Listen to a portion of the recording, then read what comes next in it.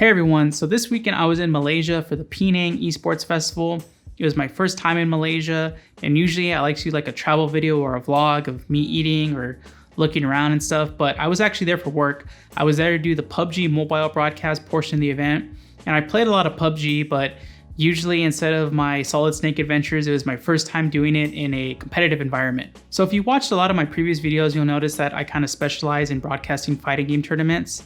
But I think that if you want a career in esports broadcasting, or even creating your own business or getting freelance gigs, you need to be able to broadcast a variety of games in a competitive environment. So that's what this video is about. This is going to be some tips on how you can present and learn games and be able to find a way to make them interesting to a live audience.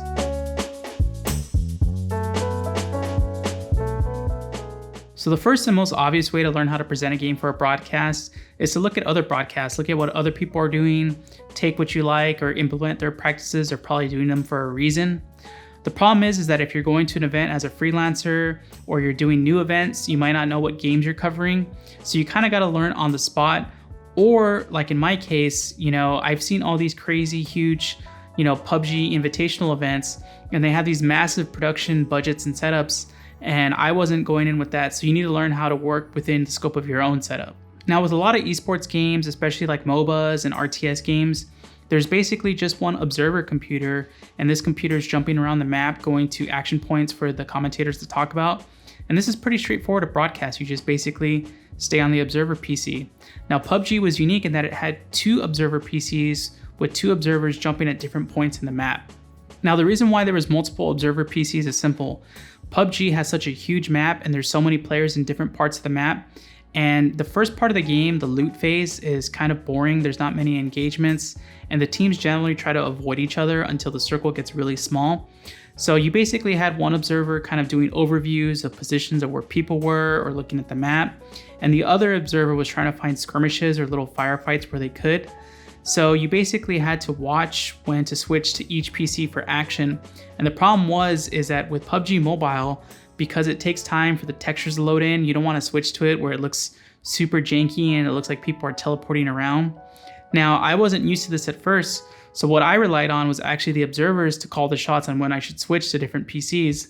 And it was really helpful for them to say like switch to PC 1, switch to PC 2, or do a map shot or different shots. And shout outs to the Malaysian community. They were super supportive, super helpful.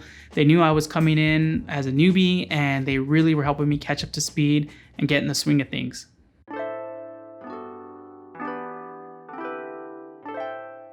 Now, fighting games are pretty straightforward in the sense that the crowd's reacting to the combos and setups and comebacks.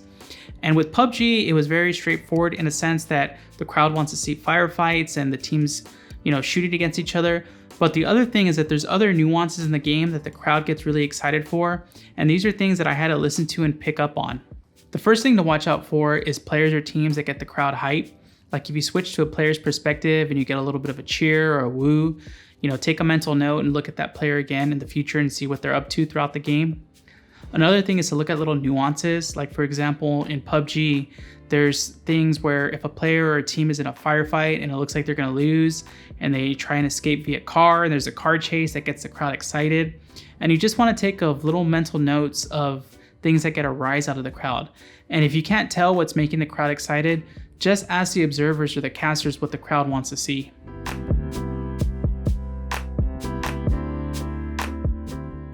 So while the Malaysian crew I was working with could speak English, the commentary was actually done in Malay. So this kind of created a unique situation where I was kind of curious if I was switching scenes at the wrong time because I didn't want to interrupt when a caster was talking about something. But thankfully the casters did a few techniques or tactics that kind of helped guide me on when I should switch scenes or not. So the casters I was working with were really good at controlling like the tone and volume and speed of their voice. And basically they were really good at building up anticipation, like if they saw that a skirmish or an encounter was going to happen. So that way I knew not to switch the shot because they were basically building up to something. Jadi walaupun seorang sekali lagi dicatat, wow guys, daripada MPX di situ menjadi third party di sebalik pokok saja, ke kiri membunuh dan ke kanan juga membunuh ya Duka. Wow. And they were also good at telling me after matches, like when I was switching shots too early or when I should linger on certain shots more often than others. So for example, in PUBG, for the first few games that I did, I was switching away from a shot too early. This is the shot where it shows the map when all the players are dropping. And basically I was cutting away before all the players dropped. That meant that the casters couldn't explain why the players were dropping in certain areas and what strategies they would use when they dropped in those areas. The other feedback is that they wanted me to use a versus shot more. This basically showed the perspective of two players that were in a gunfight, and this was really exciting for the crowd because they could see how each player was aiming and how they would win the gunfights. So it was really exciting to learn how to broadcast a new game, and it was really great to work with a new community. They were really happy that I took their feedback in stride, and we were all just trying to work to create the best broadcast possible for their viewers and their fans. So I really think it's important that you try and learn how to broadcast as many games as possible. It'll really help your knowledge with how to present things, and you can take things from certain games to incorporate in others, and you really just open up more doors and opportunities for yourself if you're trying to get into esports broadcasting. So I want to know from y'all in the comments, has there ever been a game that you thought might be interesting to present in a competitive format on stream? What's been the most interesting game that you've ever streamed? And do you think that hype is the universal gaming language? So if you picked up some useful tips from this video, make sure to give a like and subscribe to the channel for more videos. I'll be going to Tokyo, Japan in a few weeks. So if you have any questions or if you'd like to see anything from there, especially broadcasting an event, let me know and I'll do my best to cover it. Catch y'all the next time, and hey, here's a little extra stuff from Malaysia. All right, everyone, hope you enjoyed the video and learned a bit about how you can adapt to different streams and what to do.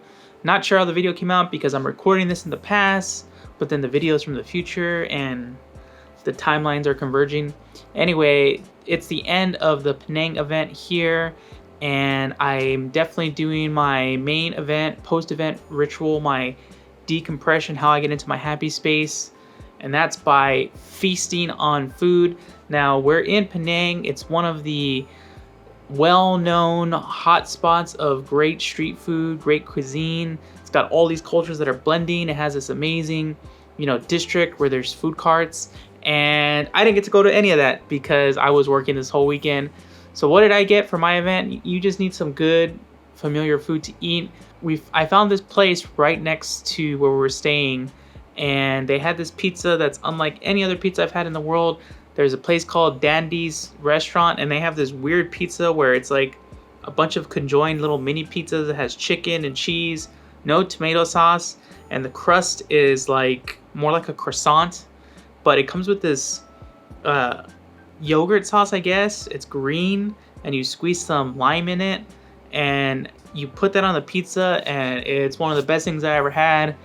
So good. I ate the whole damn thing myself. Anyway, thanks for watching.